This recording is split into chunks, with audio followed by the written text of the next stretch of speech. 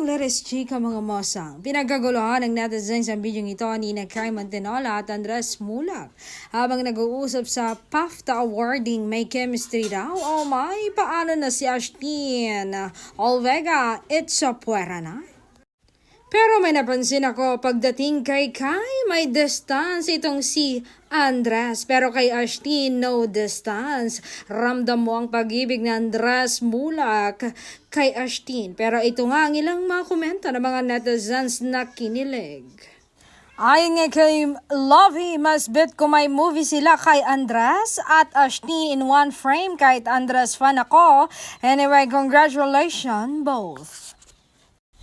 Ay naman kay Jans, pang leading lady talaga ang aura ni Kai. Bagay pa yung kanta sa kanila, kaya lalong di ako makaalis eh. Ay naman kay Unfold Lover, pinagdagpo ulit ang parehong mabait, mapagkumbaba, talentado at pinagbala sa kagapuan at kagandahan. Congrats sa awards, Kai and Andres, both deserving.